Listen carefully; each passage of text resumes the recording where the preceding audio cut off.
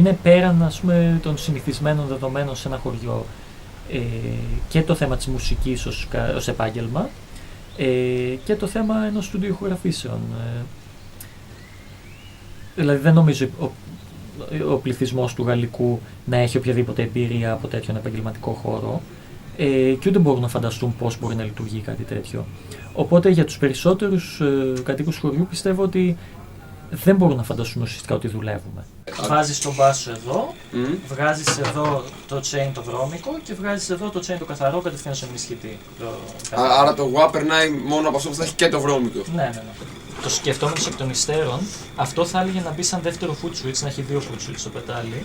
Οπότε, ας πούμε, να έχεις κανονική παραμόρφωση με το ένα και όταν πατάς το άλλο για κάνα solo ή κάτι τέτοιο να γίνει τελείως βλαμμένο, ας πούμε, και μετά να ξαναφέρει το βλαμμένο mode και να ξαναγίνει παραμόρφωση. Αυτό τι είναι τώρα? Αυτό είναι splitter. Ηλία, θα το περνάω εδώ και ενισχυτή και το άλλο στον άλλο. Το άλλο άλλον. κατευθείαν στον άλλον ενισχυτή.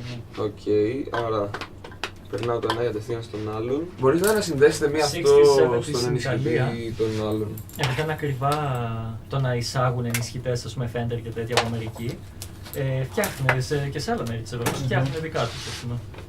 Ξέρω εδώ που έμπαινε, στο 1, στο I ή στο H. Στο H. Το άλλο νομίζω είναι L. Ξέρεις ποια έχω τρέλα, τα Ludwig, τα USA, τα Vintage που είναι διαφανές που βάζεις μέσα φως. Α, τα Vista Light. Ναι, αλλά έχει 4.000. Πάρε ηλεκτρονικά ρε, για να έχεις ό,τι θες.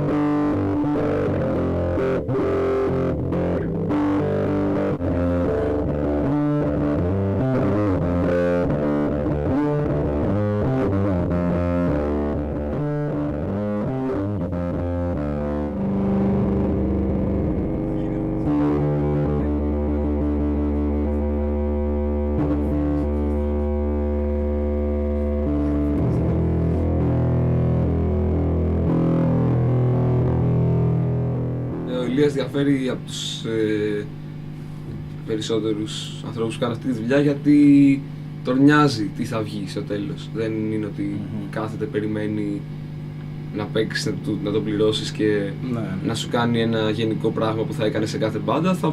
Θα ακούσει τη μουσική σου, θα δει τι ταιριάζει καλύτερα, θα σου προτείνει πράγματα. Θα φτιάξεις το χώρο σου μπορεί καλύτερα για τους μουσικούς. Θα παρέχει ακόμα και εξοπλισμό που διαθέτει ο ίδιος προκειμένου να βγει καλύτερα ο ήχος έτσι όπως τον φανταζόμαστε εμείς όμως πρώτα απ' όλα. Δεν του αρέσει, ας πούμε, να τον λένε παραγωγό, χρησιμοποιεί τον ρόλο τον όρο engineer, μηχανικός δηλαδή, γιατί θεωρεί ότι ένας παραγωγός εμπλέκεται και στο μουσικό αποτέλεσμα σε σημείο, ας πούμε, παρεμβατικό, ενώ ο ίδιος απλά αφήνει την μπάντα να κάνει τα πράγματα όπως τα θέλει και απλά χειρίζεται τα πάντα εδώ πέρα, ηχητικά, ηλεκτρονικά, μηχανικά, οτιδήποτε, ώστε να εξυπηρετήσει το όραμα της μπάντας.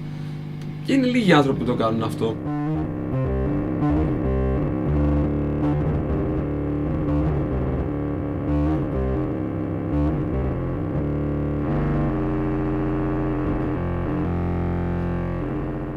Ας πούμε, μια βασική ιδιαιτερότητα είναι ότι εδώ πέρα, εφόσον γράφουμε μονοκάναλα, δεν είναι πολυκάναλη ηχογράφηση, ο Ηλίας παίρνει τον ήχο μέσα από όλα αυτά τα μικρόφωνα, τα οποία ρυθμίζει τις εντάσεις τους και τις στάθμες τους από πριν, αλλά ουσιαστικά όλος ο ήχος βγαίνει σε ένα κανάλι εν τέλει. Οπότε παίρνεις από το ίδιο δωμάτιο και από το ίδιο κανάλι την κιθάρα, τη φωνή, τον μπάσο, τα drums. Οπότε είναι πιο απαιτητικό να μπορείς να βρεις μια καλή ισορροπία σε όλα αυτά τα μεταξύ τους. Και ναι, να μην χάσεις, ας πούμε, κάποια λεπτομέρεια σημαντική ηχητική, αλλά χωρίς ταυτόχρονα να γίνεται και υπερβολικά αποστηρωμένο το αποτέλεσμα, όπως σε μια ψηφιακή πολυκάναλη κλασική πλέον ηχογράφηση, όπου το σήμα έρχεται μόνο μέσα από καλώδια, ας πούμε. Εδώ πλέον το σήμα φεύγει μέσα από τους ενισχυτές, ας πούμε, ή από τα τύμπανα φυσικά, διαχέεται στο χώρο και εσύ παίρνεις με τα μικρόφωνα όλο τον ήχο του χώρου μαζί.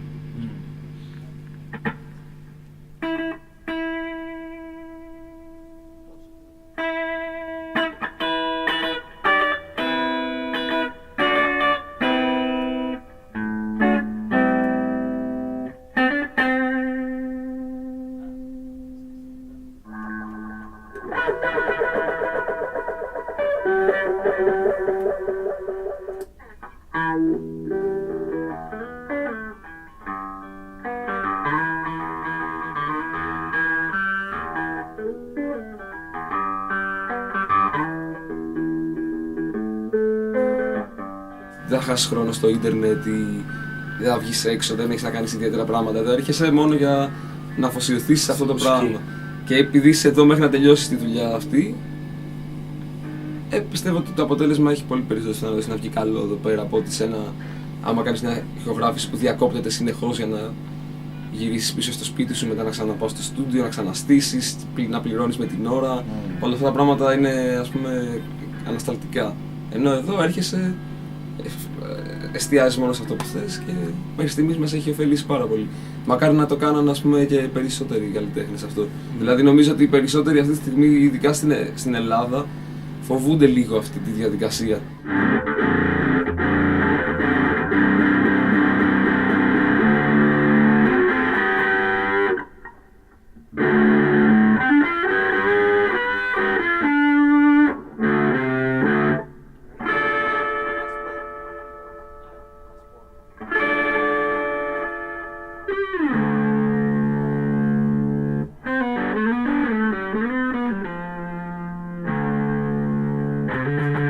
Οι περισσότεροι απλά θέλουν ένα αποτέλεσμα που να είναι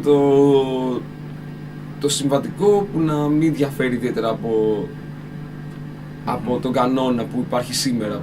Κάποια συγκεκριμένη ένταση, συγκεκριμένη χρειά, γι' αυτό και υπάρχουν τόσο μικρές διαφοροποιήσεις.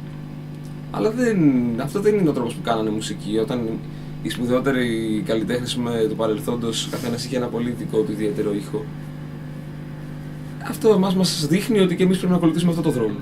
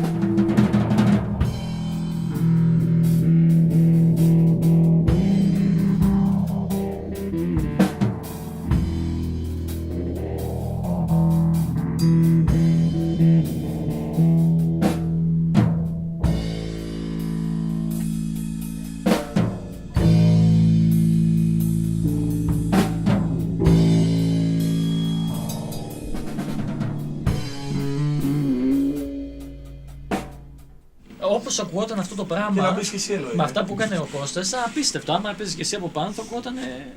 Από ένα σημείο και μετά ειδικά. Άκουγα κάτι. Άκουγα κάτι διπλά πράγματα και κάτι. Α, γι' αυτό ακουγόταν αυτό. Και λέγω, πώς το κάνει όμως ο Κώστας.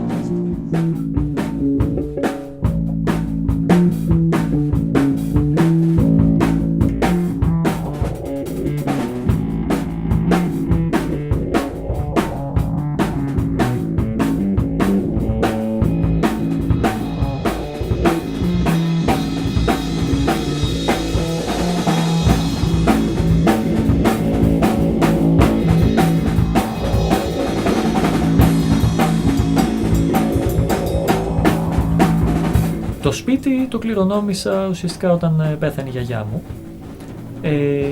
το οποίο ήταν εγκατειλημμένο για 30 χρόνια, ας πούμε, σε πολύ άσχημη κατάσταση, δεν δούλευε τίποτα μέσα, ήταν αρκετά ετοιμόρροπο. Οπότε άρχισα να έρχομαι εδώ πέρα σιγά σιγά και να φτιάχνω λίγο πολύ, να συμμαζεύω πράγματα, να αρχίσει να έχει νερό και πάλι, να αρχίσει να έχει ρεύμα, να μην πέφτουν οι σοβάδες από τα βάνια στο κεφάλι σου, λίγο έτσι, ξέρεις, τα πολύ βασικά. Και σιγά σιγά άρχισε να αναπτύσσεται αυτό το πράγμα. Και όταν τελικά αποφασίσαμε να μείνουμε με την Μπίνα εδώ πέρα, η Μπίνα ως πιο καλλιτεχνικός άνθρωπος και εκείνη άρχισε να το παίρνουμε πιο σοβαρά, ας πούμε, να το κάνουμε να δείξει λίγο πιο όμορφο αυτό το σπίτι, ας πούμε, και να είναι πιο ευχάριστο να μένουμε εδώ πέρα. Βέβαια όλα αυτά με τις υπερβολικά περιορισμένες οικονομικές μας δυνατότητες. Οπότε εντάξει, δεν κάναμε και μεγαλουργήματα, αλλά ό,τι βασικό μπορούσαμε να κάνουμε το κάναμε.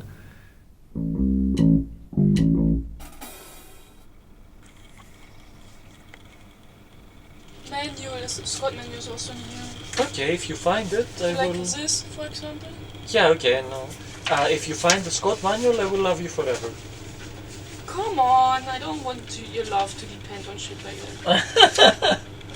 Okay, if you don't find the Scott manual, I will also love you. Good.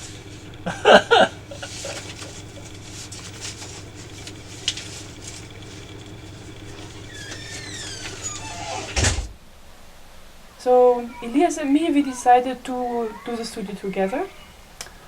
And yeah, he's an audio engineer. And I have experience with organizing things. I'm very good on the computer. I do all the graphic design, all the photos, the customer contacts, everything on the computer. That's necessary to do. You know, Elias is more the analog guy, doing the analog work, and the electronics and mechanical side of things, and the audio engineering.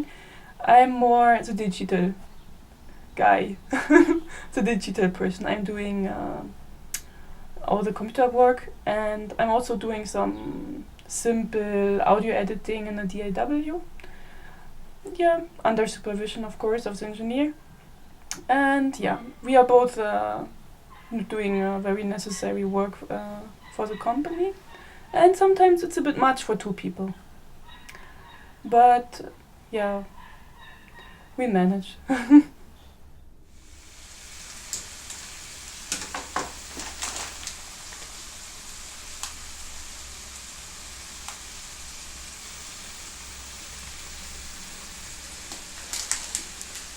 I actually prefer vegan food or vegetarian food, but yeah, whatever people like I can also cook.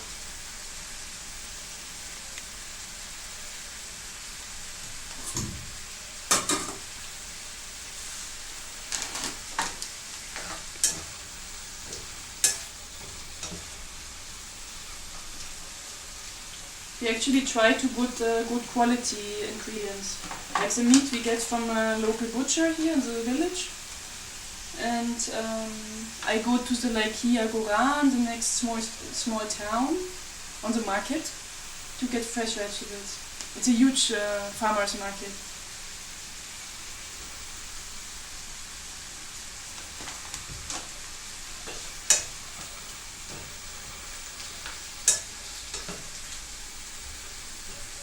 Also there's a little ecological market in the town, but it's very small. It's like in Germany in the 80s or so. When bio was not that trendy yet. Organic food was generally not that trendy and a bit sad looking also. Okay, it's ready.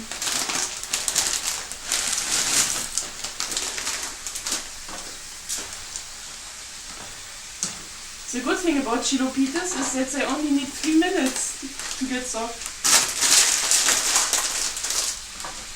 a lot faster. Με τη Σαμπίνα γνωριστήκαμε πρώτη φορά πριν από 5-6 χρόνια σε ένα από τα ταξίδια μου στο Βερολίνο, όπου είχα μείνει σε ένα κοινόβιο που έμενε και η Σαμπίνα εκείνη την περίοδο, που εγώ είχα άλλους φίλους εκεί πέρα τέλος πάντων και την είχα γνωρίσει ως μία από τις κοπέλες που ήταν εκεί πέρα, η οποία τότε ήταν και αρκετά πιο παράξενη σε εμφάνιση. Όταν την πρωτοείδα, ας πούμε, είχε το μισό κεφάλι ξυρισμένο και την άλλη μαλλιά έτσι ό,τι να είναι και ήταν σε λίγο πιο punk rock κατάσταση.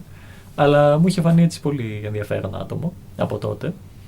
Αλλά δεν είχα κάτσει πολύ, οπότε δεν είχαμε και τόσο ιδιαίτερη επαφή από τότε, ας πούμε. Και μετά την ξαναείδα μια-δυο φορές, ας πούμε, πάλι σε άλλα ταξίδια. Και μία από τις τελευταίες φορές, ας πούμε, έτσι είχαμε περάσει πιο πολύ χρόνο μαζί και καταλάβουμε ότι συμπαθιόμαστε, ας πούμε. Οπότε τελικά εγώ γύρισα Ελλάδα τότε και μετά από κάποιο διάστημα ήρθε βόλτα από εδώ για επίσκεψη η Σαμπίνα, οπότε έτσι ξεκίνησε κάπως η σχέση μας.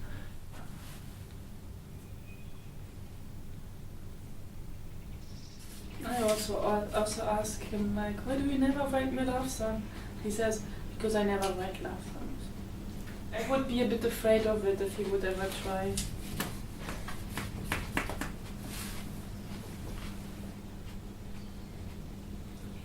Sorry, it would be. But I sing her Elvis songs sometimes. Can you do that now? Only you can make to this world seem right. He's sometimes changing the text of songs like that. But the one I really like singing to her is a song by Red Simpson. She calls me her truck daddy.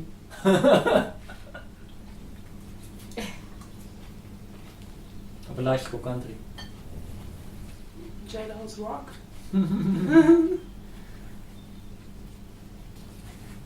Which one do you prefer, only you or truck daddy?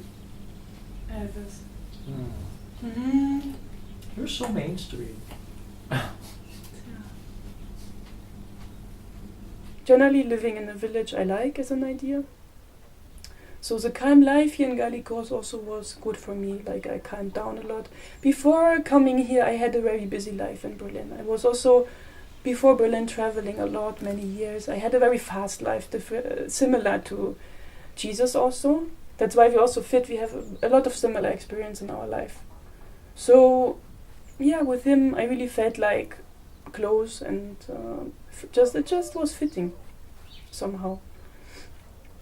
Εντάξει, όλοι θα σου πληρώσουν τις βενζίνες και τα φαγητά και τη διαμονή, αλλά... Από εκεί και πέρα πουλάς και merch, έτσι. Άμα δηλαδή σου πληρώσουν φαγητά, διαμονή, βενζίνη... Αυτό είναι το καλό σενάριο. Δέξου το κατευθείαν, γιατί θα βγάλεις και από το merch. Σε δει και τέτοια, δηλαδή μπλουζάκι, ότι αυτό είναι το καλό σενάριο, αλλά ακόμα καλύτερο θα ήταν να σου πούνε παίρνεις και ένα 300 όλη μπάντα στη χέρια. Αυτό δύσκολο θα σου το πει κάποιος με τιμή, δηλαδή θα σου πούνε, θα σου δώσουμε minimum, ξέρω, 100 ευρώ για τη βενζίνη σου και διαμονή φαγητό. Και από εκεί και πέρα, άμα ξέρω, είναι χώρος που έχει είσοδο, θα σου πει άμα έρθει πολλής κόσμος, θα σου δώσουμε και ποσοστό της εισόδου. Μπράβο, ναι. Ή μερικοί άλλοι σου λένε την αρχή, θα πάρεις 20% από την είσοδο και ό,τι γίνει. Δηλαδή, αν πατήσουν 3 άτομα. Μοιάζει. Κι αν εσύ και ο Δείτε τα βλάκια σας. Γιάννη, εδώ φαίνεις πολύ. Τσοντοαυλάκια είναι αυτά. Πολύ ωραία. Αφού δεν είδες ρε μαλάκια. Έχει το μικροσκόπιο μέσα μου. Έτσι Τώρα μοιάζει η είναι- μουσική σας. Τώρα είναι πολύ ωραίο όντως. Άμα θες να βλέπεις σχηματομορφές, ρε παιδί, μπορείς να το κάνεις χωρίς υπολογιστή. Μα φαίνεται έτσι τέτοιες. Δεν βάλε τη μαχτάρα.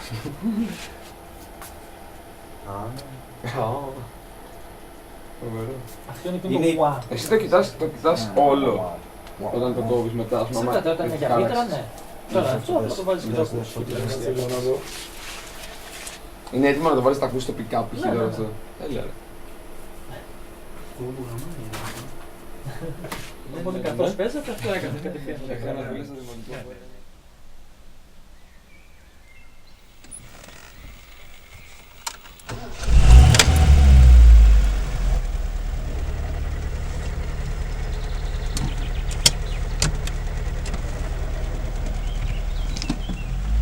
I met him a few times.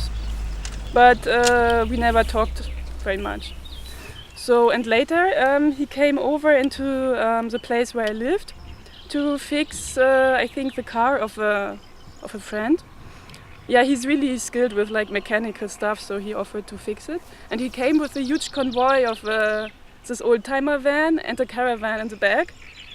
And I was the only one at home at this time. And he said, "Oh, I want to park into your court." And I was like, I have no idea how this works out, and the gate is closed. And he, "Oh, no problem, I just open it." And he took like this huge like metal cutting tool out. I was, oh my god, I get so much in trouble. But yeah, and like 5 minutes after he parked the car in our court, after breaking in, the Hausmeister came, like the guy who's taking care of the house, and shouted like, "Oh, this can't be." And I just said to my flatmate, "Okay, can you deal with this? I just go away now." Yeah, it was funny. And he stayed in our house for 1 month, and we got to know each other better, and we were fixing things together. I like also repairing bicycles. It's also a hobby of me, and we did this together. Yeah, so we have some things in common.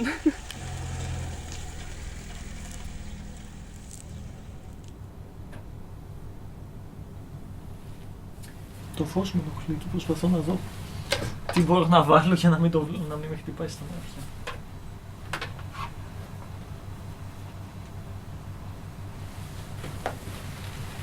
Αυτό είναι μια χαρά για μένα. Σαν σου κάνει?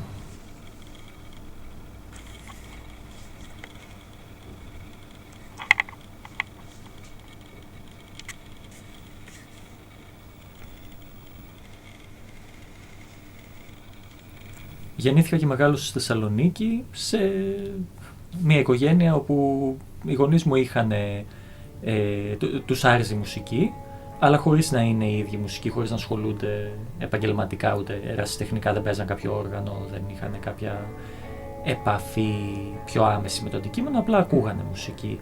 Και ειδικά ο πατέρας μου είχε από παλιά την έφεση, ας πούμε, στο να ακούει μουσική με πολύ καλή ποιότητα, οπότε είχε ένα αρκετά έτσι, καλό ηχοσύστημα, με το οποίο έμαθα να παίζω πάρα πολύ μικρός, και αυτό σίγουρα έχει επηρεάσει, ας πούμε, την αντίληψή μου για τον ήχο και για τη μουσική γενικότερα, και το γεγονός ότι πλέον ακούω, ας πούμε, πολλές διαφορετικές μουσικές από όλα μέρη του κόσμου.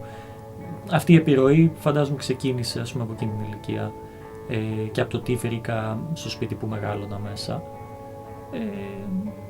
Και φυσικά εκείνη την εποχή στην Ελλάδα, της δεκαετίας του 80 και αρχές 90, δεν υπήρχε ακόμα ψηφιακή τεχνολογία, CD, οτιδήποτε τέτοιο. Ήμασταν με τα βινίλια και τις κασέτες.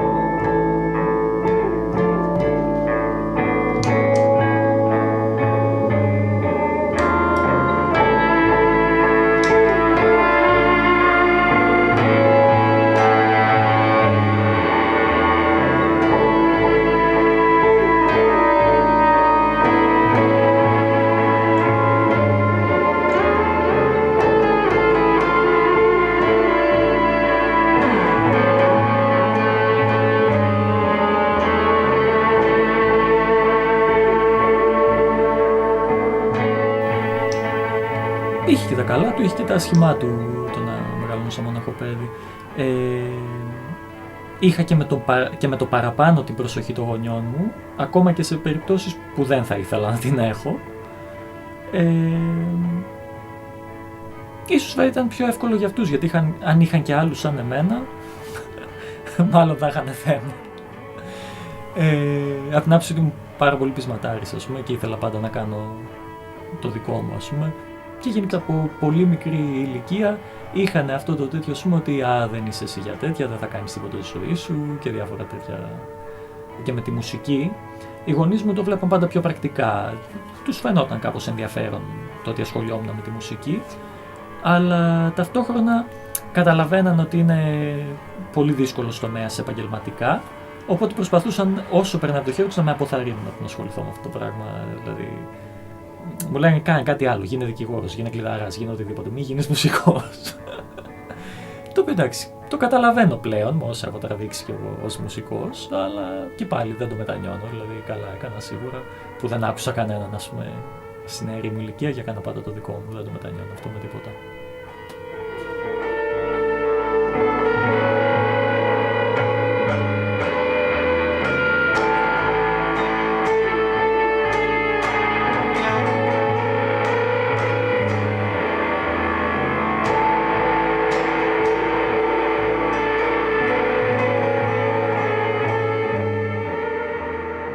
Παίζαμε ένα ιδιαίτερο είδος ροκ μουσικής επηρεασμένο από No Wave της Νέας Υόρκης δεκαετίας 70 και grunge από την περιοχή του Seattle ουσιαστικά δεκαετίας 80-90 και με κάποιες επιρροές από πιο έτσι ιδιαίτερες μπάντες αμερικάνικες δεκαετίας 80, από σκηνές hardcore μέχρι οτιδήποτε έτσι αρκετά παράξενο που κυκλοφορούσε εκείνη την εποχή, και κάναμε έτσι ένα μείγμα από όλα αυτά, δηλαδή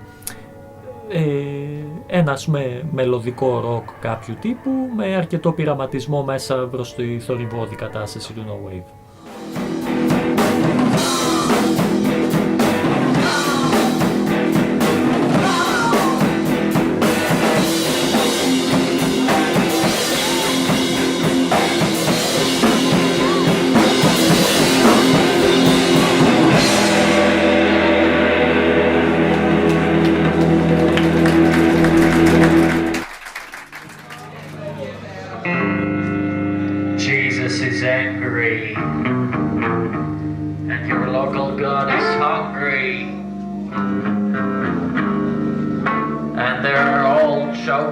Bishops.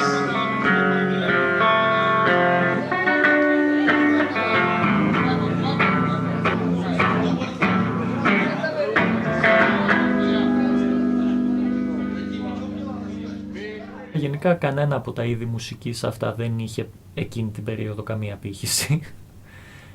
Και αρχικά δεν θα έλεγα πως ούτε ο συνδυασμός που κάναμε εμείς είχε τόση απήχηση σε ευρύ κοινό, είχε απήχηση σε πολύ συγκεκριμένο κόσμο. Στη συνέχεια βέβαια παίζαμε πάρα πολύ συχνά, από ένα σημείο και μετά, οπότε κάπως καθιερωθήκαμε, ας πούμε, δηλαδή ακόμα και σε κόσμο που δεν νομίζω είχε καμία επαφή με αυτό που παίζαμε μουσικά, άρχισαν να έρχονται στις συναυλίες μας γενικά, οπότε είχαμε κάποιο κοινό, ας πούμε, σταθερό.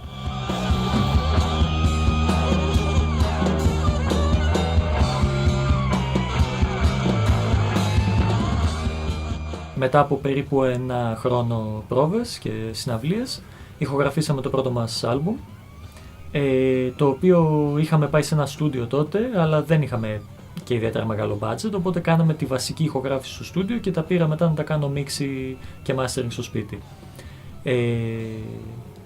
Ήδη δηλαδή από παλιότερα είχα αρχίσει να ασχολούμαι έτσι με τον ηχογραφό μόνος μου κάποια πράγματα και αυτό ήταν η πρώτη μου έτσι σοβαρή δουλειά, το οποίο βγήκε καλούτσικο, δεν θα έλεγα ότι βγήκε τίποτα ιδιαίτερο, αλλά βγήκε αποδεκτό τέλος πάντων, και είχε πάρα πολύ καλή απήχηση, δηλαδή είχαμε βγάλει αρχικά 300 CD και 50 κασέτες, τα οποία είχαν φύγει με τη μία και μετά βγάλαμε άλλα 300 CD τα οποία φύγαν ξανά με τη μία και μετά είχαμε βγάλει και άλλη μια φουρνιά CD, τα οποία τα πήραμε τελικά και μαζί μας όταν φύγαμε στο εξωτερικό. Οπότε στη φάση που δεν είχαμε άλλα μέλη και είχαμε αποφασίσει ότι θέλουμε να φύγουμε και εμείς στην Αγγλία και να κάνουμε περιοδίες και τα λοιπά, αλλά δεν είχαμε με ποιον να τα κάνουμε και ήμασταν μόνο εγώ και ο Λικούργος, φωνάξαμε τον Σπύρο μια μέρα στο στούντιο και του είπαμε τι σκοπεύουμε να κάνουμε και ψήθηκε με τη μία.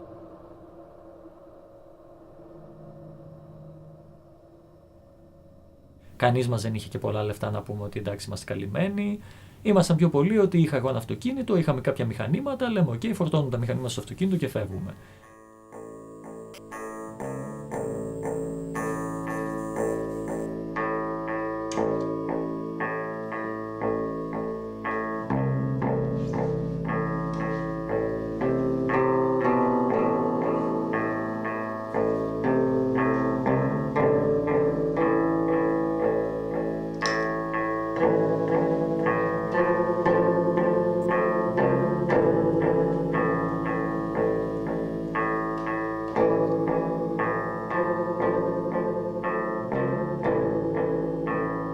Και το κόνσεπτ μας ήταν πολύ πρόημο, ότι θα κοιμόμαστε στο αυτοκίνητο, θα τρώμε ό,τι βρούμε, δεν ξέρουμε καν που θα καταλήξουμε, μάλλον θα καταλήγαμε Αγγλία, αλλά δεν ξέραμε και για σίγουρα πού και πώς. Απλά ήταν ότι εντάξει, θα πάμε από την Ελλάδα μέχρι την Αγγλία οδικός και όπου μας αρέσει θα κάτσουμε.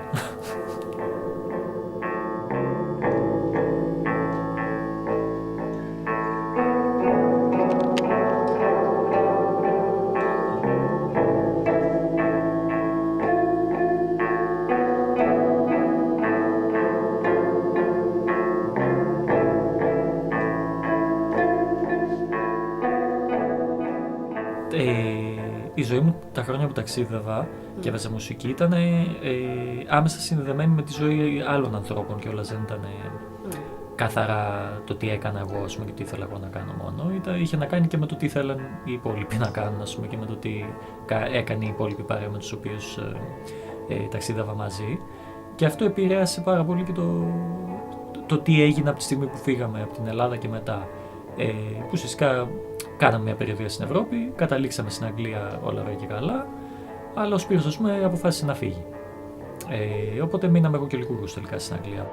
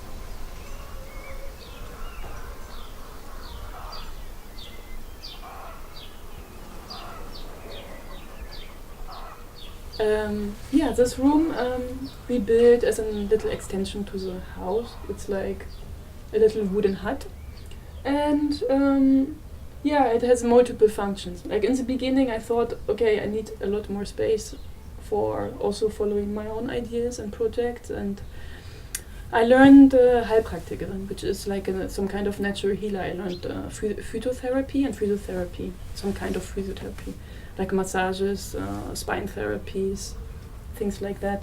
And I wanted to have a space to practice this. So I took a lot of my equipment in this room, and I advertised a bit in the village that I do massage. But people here don't know me and I don't speak good Greek, so it didn't work out to really work here. So I made it an atelier for my art, for my painting. And also this room is quite important for bands to sleep in. So we have a mattress and people can stay in this room overnight. It's also a practical thing, I guess.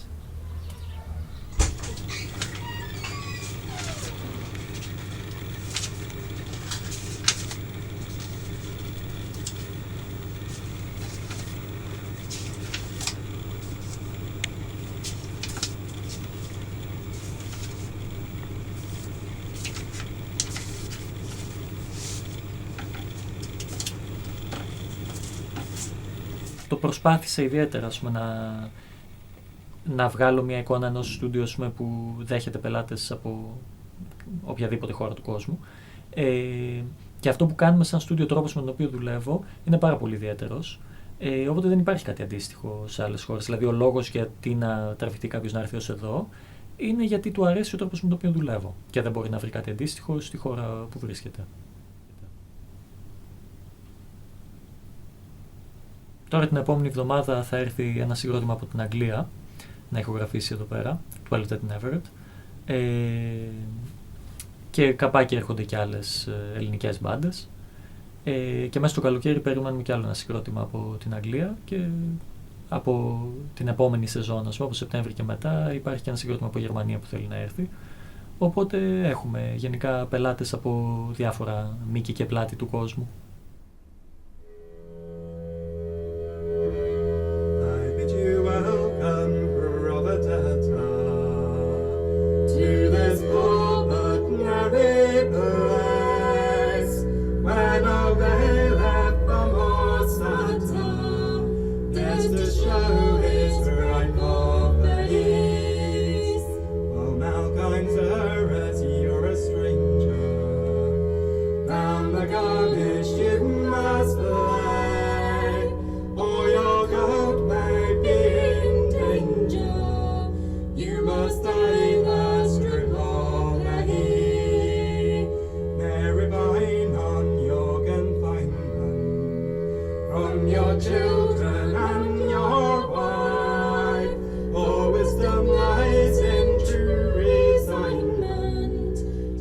Band from Sheffield in UK in England, and we play a mixture of folk, old time,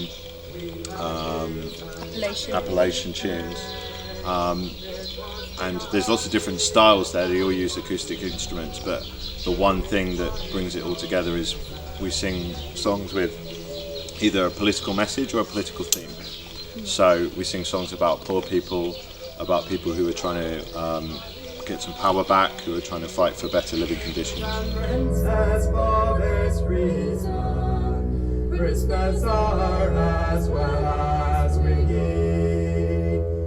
Some of that music, and the music that we first started playing, was from the early 20th century, and that was the time that the first sound recordings were being made as well. And when you listen to these old recordings, they have an exceptional quality about them, which really marks them apart from modern recordings. And it's not simply that the equipment was less developed in those days and had more of a characteristic quality to it. It's also that the people that used that equipment were very much more skilled than contemporary sound engineers are in maximising its potential. They had to work with the constraints that were available to them. And really, we only knew of one studio that was still practicing this kind of recording, and it's this one. It's Magnetic Fidelity.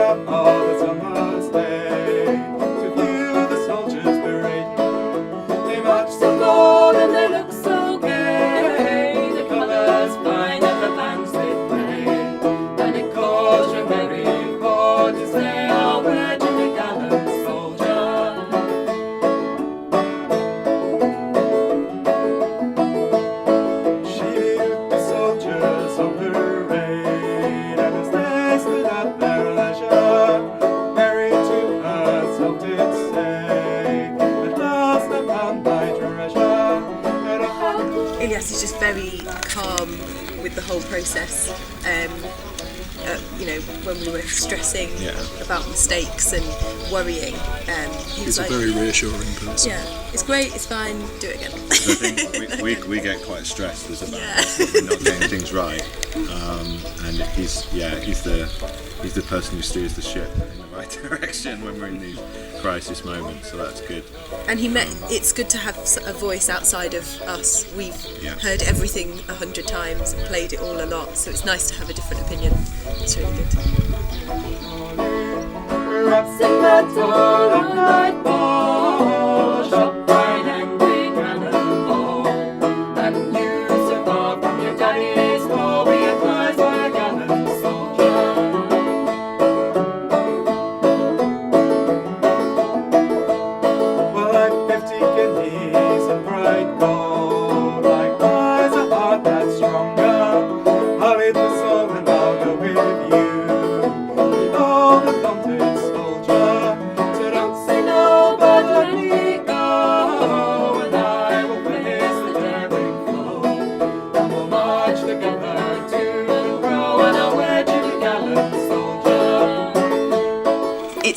It's been a challenge for us, but we've really enjoyed it.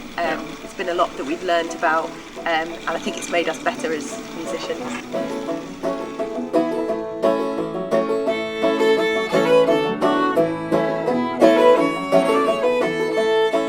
Παίζουν γενικά ασυνήθιστο είδος μουσικής για τα δεδομένα και της Ελλάδας και της μουσικής σκηνής αυτής, ας πούμε, της δικιάς μας γενιάς, τέλος πάντων. Και λόγω των οργάνων, δηλαδή ότι είναι μπάντζο, κιθάρα και βιολί, και λόγω των τραγουδιών που επιλέγουν να τραγουδάνε. Οπότε είναι κάτι το γενικά ασυνήθιστο και σχετικά δύσκολο κιόλας στην ηχογράφηση του. Είναι κάτι δηλαδή που δεν έχω ξανακάνει σαν είδος μουσικής και σαν σύνθεση σχήματος. Οπότε ήταν μια αρκετά μεγάλη πρόκληση, θα έλεγα, και για μένα και για τους ίδιους, οι οποίοι δεν είχαν ποτέ πριν την εμπειρία της ηχογράφησης, δεν είχαν ξαναμπεί στο στούντιο.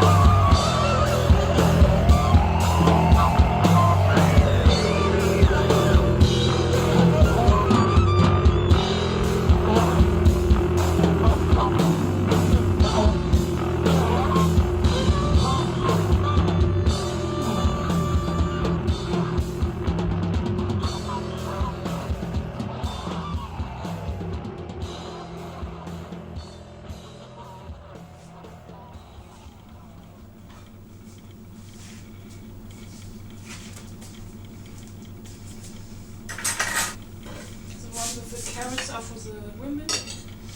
Elias gets meat and some rice.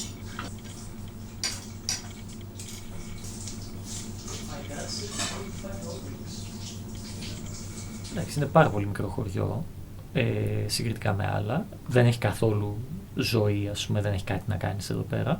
Και ειδικά στην περιοχή που είμαστε εμείς του χωριού, το βράδυ, ας πούμε, έχει απόλυτη ησυχία. Το οποίο είναι κάτι που για μένα είναι και πάρα πολύ σημαντικό. Όταν, ας πούμε, η δουλειά σου είναι μουσική και τα παντούπα όλη μέρα, θέλω, ας πούμε, να έχω και κάποιο χρόνο που να μπορούν τα αυτιά μου να συνέλθουν λίγο μέχρι την επόμενη μέρα. Και πιστεύω ότι το να είσαι σε ένα περιβάλλον όπου μπορείς να δώσεις στα αυτιά σου την ευκαιρία να ακούσουν απόλυτη ησυχία, κάνεις, νομίζω, πολύ καλό στα αυτιά σου σαν επαγγελματίας πάνω στον ήχο. Δηλαδή, ακούς πολύ καλύτερα την ώρα που πρέπει να κάνεις τη δουλειά σου.